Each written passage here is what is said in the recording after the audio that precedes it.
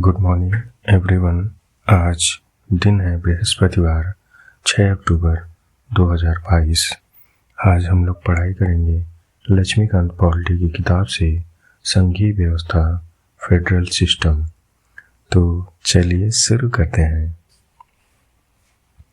राजनीति शास्त्रियों ने राष्ट्रीय सरकार एवं क्षेत्रीय सरकार के संबंधों की प्रकृति के आधार पर सरकार को दो भागों एकल एवं संघीय में वर्गीकृत किया है। परिभाषा के अनुसार एकल या एकात्मक सरकार वह है जिसमें समस्त शक्तियां एवं कार्य केंद्रीय सरकार और क्षेत्रीय सरकार में निहित होती है। दूसरी ओर संघीय सरकार वह है जिसमें शक्तियां संविधान द्वारा केंद्र सरकार एवं क्षेत्रीय सरकार में विभाजित होती है। दोनों अपने अधिकार क्षेत्रों का प्रयोग स्वतंत्रतापूर्वक करते हैं। ब्रिटेन, फ्रांस, जापान, चीन, Italy, Belgium, Norway, Sweden, Spain आदि में सरकार का एकात्मक स्वरूप है, जबकि अमेरिका, स्विट्जरलैंड, ऑस्ट्रेलिया, कनाडा, रूस, ब्राजील, अर्जेंटीना आदि में सरकार का संघीय मॉडल है। संघीय मॉडल में राष्ट्रीय सरकार को संघ सरकार या केंद्रीय सरकार या संघीय सरकार के रूप में जाना जाता है और क्षेत्रीय सरकार को राज्य सरकार या प्रांतीय सरकार के रूप में जाना जाता है। संघीय एवं एकात्मक सरकार की विशेषताओं को निम्नलिखित तरीके से तुलनात्मक रूप से उल्लिखित किया गया है। संघ शासन शब्द को लैटिन भाषा फोएडस से लिया गया है, जिसका अभिप्राय है संधि या समझौता। इस तरह संघ शासन एक नया राज्य है जिसे विभिन्न इकाइयों के बीच संधि या समझौते के तहत निमित्त किया गया है।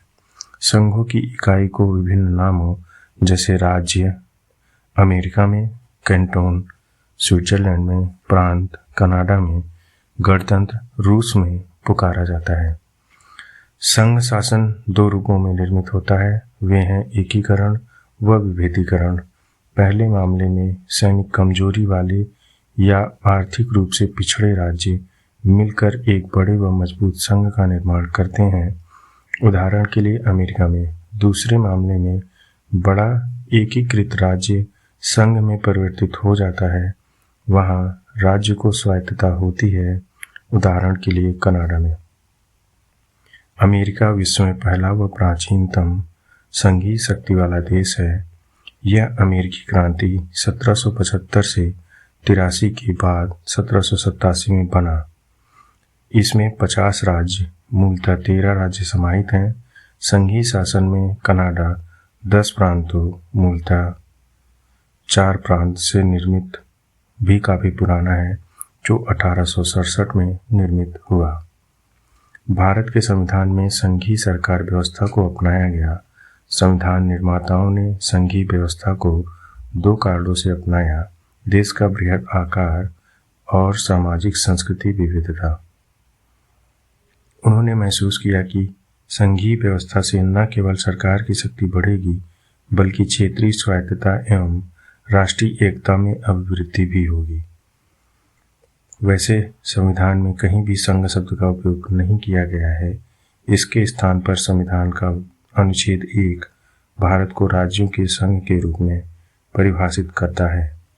Doctor B.R. अम्बेडकर के अनुसार राज्यों के संघ से दो बातें उभर कर सामने आती हैं। पहला, अमेरिकी संघ के विपरीत भारतीय संघ राज्यों के बीच सहमति का प्रतिफल नहीं है। दूसरा, राज्यों को यह अधिकार नहीं है कि वे स्वयं को संघ से पृथक कर सकें। फेडरेशन संघ है क्योंकि यह अविभाज्य है।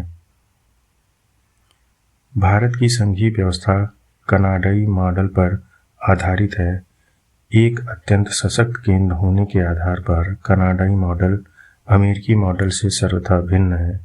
भारतीय संघीय व्यवस्था कनाडाई व्यवस्था से इस आधार पर समानता प्रदर्शित करती है: पहला, इसका निर्माण; दूसरा, संघ शब्द का प्रमुखता से प्रयोग; तीसरा, इसकी केंद्रीकरण की प्रवृत्ति। संविधान की संघीय विशेषताएं। पहला, द्वैध राज पद्धति। संविधान के संघ स्तर पर केंद्र एवं राज्य स्तर पर राज पद्धति को अपनाया गया। प्रत्येक को संविधान द्वारा क्रमशः अपने क्षेत्र में संप्रभु शक्तियां प्रदान की गईं। केंद्र सरकार राष्ट्रीय महत्व के मामलों जैसे रक्षा, विदेश, मुद्रा, संचार आदि को देखती है, जबकि दूसरी तरफ राज्य सरकारें क्षेत्रीय एवं स्थानीय महत्व के मुद्दों को देखती हैं, जैसे सार्वजनिक व्यवस्था, कृषि, स्वास्थ्य, स्थानीय प्रशासन आदि। दूसरा, लिखित संविधान। हमारा संविधान न केवल लिखित अभिलेख है वरन विश्व का सबसे विस्तृत संविधान भी है। मूलतः इसमें एक प्रस्तावना, 395 अनुच्छेद, 22 भागों में विभक्त और 8 अनुसूचियां थी। वर्तमान समय 2016 में इसमें 450 अनुच्छेद, 24 भागों में विभक्त और 12 अनुसूचियां हैं। इसमें केंद्रीय और राज्य सरकारों की शक्तियों एवं इसके प्रयोग पर विस्तृत विवेचना है। तीसरा, शक्तियों का विभाजन। संविधान में केंद्र और राज्यों के बीच शक्तियों का विभाजन किया गया है। इसमें 7वीं अनुसूची में केंद्र, राज्य और दोनों से संबंधित सूची निहित है। केंद्र सूची में 100 विषय हैं, मूलतः 97। राज्य सूची में 61 विषय हैं, मूलतः 66 और समवर्ती सूची में 52 विषय हैं, मूलतः 47। समवर्ती सूची के विषयों पर केंद्र और राज्य दोनों कानून बना सकते हैं। टकराव की स्थिति में केंद्र की विधि प्रभावी होगी। अवशोषीय विषय अर्थात जो किसी भी सूची में नहीं है, केंद्र को दिए गए हैं। चौथा, संविधान की सर्वोच्चता। संविधान सर्वोच्च है।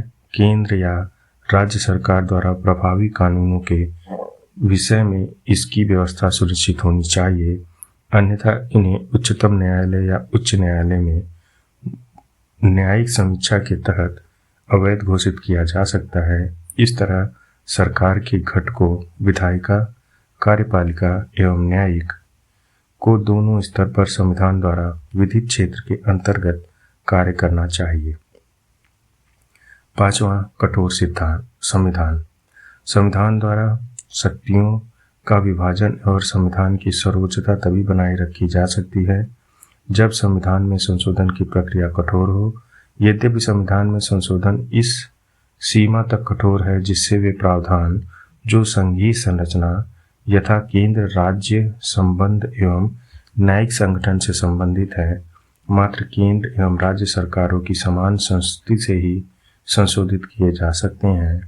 इन प्रावधानों के संशोधन हेतु संसद के विशेष बहुमत और संबंधित राज्यों में से आधे या अधिक की स्वीकृति अनिवार्य होती है। छठवां, स्वतंत्र न्यायपालिका। संविधान ने 2 कारणों से उच्चतम न्यायालय के नेतृत्व में स्वतंत्र न्यायपालिका का गठन किया है। एक, अपनी न्यायिक समीक्षा के अधिकार का प्रयोग कर संविधान की सर्वोच्चता को स्थापित करना और दूसरा, केंद्र एवं राज्य के बीच विवाद के निपटारे के लिए संविधान ने विभिन्न तरीकों से न्यायपालिका को स्वतंत्र बनाया है, जैसे न्यायाधीशों के कार्यकाल की सुरक्षा, निश्चित सेवा शर्तें आदि। सातवां, द्विसदनीय। संविधान ने द्विसदनीय विधायिका की स्थापना की है। उच्च सदन राज्यसभा और निम्न सदन लोकसभा। राज्यसभा भारत के राज्यों का प्रतिनिधित्व करती है, जबकि लोकसभा भारत के लोगों का। राज्यसभा यद्यपि कम शक्तिशाली है, केंद्र के अनावश्यक हस्तक्षेप से राज्यों के हितों की रक्षा करती है। संविधान की एकात्मक विशेषताएं। पहला, सशक्त केंद्र। संविधान का विभाजन केंद्र के पक्ष में है, जो कि संघीय दृष्टिकोण के काफी विरुद्ध है। प्रथमतः केंद्रीय सूची में राज्य के मुकाबले ज्यादा विषय हैं। दूसरा, केंद्रीय सूची में ज्यादा महत्वपूर्ण विषय शामिल हैं। तीसरा, समवर्ती सूची में केंद्र को ऊपर रखा गया है। अंततः अवशेषी शक्तियों में भी केंद्र प्रमुख है। जबकि अमेरिका में ये राज्यों में निहित है। इस तरह संविधान केंद्र को सशक्त बनाता है। राज्य अनश्वर नहीं है। अन्य संघों के विपरीत भारत में राज्यों को क्षेत्रीय एकता का अधिकार नहीं है। संसद एकतरफा कार्यवाही द्वारा उनके क्षेत्र सीमाओं या राज्य के नाम में परिवर्तित कर सकती है, अर्थात इसके लिए साधारण बहुमत की जरूरत होती है, न कि विशेष बहुमत की। इस तरह भारतीय संघ अनश्वर राज्यों का अनश्वर संघ है। दूसरी तरफ अमेरिकी संघ अनश्वर राज्यों का अनश्वर केंद्र है। तीसरा, एकल संविधान। सामान्यतः एक संघ में राज्यों को केंद्र से हटकर अपना संविधान बनाने का अधिकार होता है। भारत में इससे इतर राज्यों को ऐसी कोई शक्ति नहीं दी गई है। भारतीय संविधान सिर्फ केंद्र का ही नहीं, राज्यों का भी है। राज्य और केंद्र दोनों को इसी एक ढांचे का पालन अनिवार्य है। सिर्फ जम्मू एवं कश्मीर एक अपवाद है, जिनका अपना पृथक संविधान है। चौथा, संविधान का लचीलापन। अन्य संघीय प्रणालियों की तुलना में भारतीय संविधान में संशोधन प्रक्रिया कम कठोर है। संविधान के एक बड़े हिस्से को संसद द्वारा साधारण या विशेष बहुमत द्वारा एकल प्रणाली से संशोधित किया जा सकता है। यानी संविधान संशोधन की शक्ति सिर्फ केंद्र में निहित है। अमेरिका में राज्य भी संविधान संशोधन का प्रस्ताव रख सकते हैं। पांचवा, राज्य प्रतिनिधित्व में समानता का अभाव। राज्यों की जनसंख्या के आधार पर राज्यसभा में प्रतिनिधित्व दिया जाता है, अतः सदस्यता में 1 से 31 तक की भिन्नता है। अमेरिका में राज्यों के प्रतिनिधित्व का सिद्धांत को उच्च सदन में पूर्ण रूपेण महत्ता दी जाती है। इस तरह अमेरिकी सीनेट में 100 सदस्य होते हैं, प्रत्येक राज्य में से 2। यह सिद्धांत छोटे राज्यों के लिए सुरक्षा कवच के समान होता है। छठा, आपातकालीन उपबंध। संविधान 3 तरह के आपातकाल व्यवस्था निर्धारित करता है: राष्ट्रीय, राज्य और वित्तीय। आपातकाल के दौरान केंद्र सरकार के पास सभी शक्तियां आ जाती हैं और राज्य केंद्र के पूर्ण नियंत्रण में आ जाते हैं। यह बिना किसी संविधान संशोधन के संघीय ढांचे को एकल ढांचे में बदल देता है। ऐसी व्यवस्था अन्य किसी संघ में नहीं पाई जाती है। सातवां, एकल नागरिकता। दोहरी व्यवस्था के बावजूद भारत का संविधान कनाडा की तरह एकल नागरिकता व्यवस्था को अपनाता है। यहाँ केवल भारतीय नागरिकता है, कोई अन्य पृथक राज्य नागरिकता नहीं है। अन्य संघीय व्यवस्था वाले देशों जैसे अमेरिका, स्विट्जरलैंड एवं ऑस्ट्रेलिया में दोहरी नागरिकता का प्रावधान है। आठवां, एकीकृत न्यायपालिका। भारतीय संविधान द्वारा सबसे ऊपर उच्चतम न्यायालय के साथ एकात्मक न्यायपालिका की स्थापना की गई है और इनके अधीन राज्य उच्च न्यायालय होते हैं। न्यायालयों की एकल व्यवस्था केंद्र एवं राज्य कानून दोनों पर लागू होती है। दूसरी ओर अमेरिका में न्यायालय की दोहरी व्यवस्था है। संघीय कानून संघीय न्यायपालिका और राज्य कानून राज्य न्यायपालिका द्वारा लागू किए जाते हैं। 9वां, अखिल भारतीय सेवाएं। अमेरिका में संघीय सरकार और राज्य सरकार को अपनी लोक सेवाएं हैं। भारत में भी केंद्र और राज्यों की पृथक लोक सेवाएं हैं, लेकिन इनके अतिरिक्त अखिल भारतीय सेवाएं IAS, IPS और IFS केंद्र एवं राज्य दोनों के लिए हैं। केंद्र द्वारा इन सेवाओं के सदस्यों का चयन किया जाता है एवं उन्हें प्रशिक्षण दिया जाता है। उन पर केंद्र का पूर्ण रूपेण नियंत्रण भी होता है, अतः ये सेवाएं संविधान के अंतर्गत संघीय सिद्धांत का उल्लंघन करती हैं। 10वां, एकीकृत लेखा जांच मशीनरी। भारत का नियंत्रक एवं लेखा महापरीक्षक न केवल केंद्र के बल्कि राज्यों के खातों की भी जांच करता है, लेकिन उसकी नियुक्ति एवं बर्खास्तगी बिना राज्यों की सलाह के राष्ट्रपति द्वारा होती है। इस तरह यह व्यवस्था राज्यों की वित्तीय स्वायत्तता पर अंकुश लगाती है। इसके विपरीत अमेरिका के नियंत्रक एवं लेखा महापरीक्षक कि राज्यों के लेखाओं के संबंध में कोई भूमिका नहीं होती है। 11वीं, राज्य सूची पर संसद का प्राधिकार। इस सूची के विषयों पर राज्यों को काफी अधिकार दिए जाने के बावजूद केंद्र का सूची के विषय पर अंतिम अधिकार बना रहता है। संसद को यह अधिकार प्राप्त है कि वह राज्य सूची में राष्ट्रीय महत्व को प्रभावित करने वाले विषयों पर राज्यसभा द्वारा पारित होने पर विधान बना सकती है। इसका तात्पर्य है कि बिना संविधान संशोधन के संसद की विधायिका संबंधी शक्ति को बढ़ाया जा सकता है। उल्लेखनीय है कि ऐसा तब किया जा सकता है जब किसी प्रकार की आपातकालीन व्यवस्था न हो। 12वां, राज्यपाल की नियुक्ति। राज्यपाल राज्य प्रमुख होता है जिसकी नियुक्ति राष्ट्रपति द्वारा की जाती है। वह केंद्र के एजेंट के रूप में भी कार्य करता है। राज्यपाल के माध्यम से केंद्र राज्य पर नियंत्रण करता है। इसके विपरीत अमेरिका में राज्य प्रमुख निर्वाचित होते हैं। इस संदर्भ में भारत में कनाडाई प्रणाली को अपनाया है। 13वां, एकीकृत निर्वाचन मशीनरी। चुनाव आयोग न केवल केंद्रीय चुनाव संपन्न कराता है बल्कि राज्य विधानमंडलों के चुनाव भी कराता है, लेकिन इस इकाई की स्थापना राष्ट्रपति द्वारा होती है और राज्य इस मामले में कुछ नहीं कर सकते। इसके सदस्यों को भी इसी प्रकार हटाया जा सकता है। इसके विपरीत अमेरिका में संघ एवं राज्य दोनों के निर्वाचन के लिए अलग मशीनरी होती है। 14वां, राज्यों के विधेयक पर वीटो।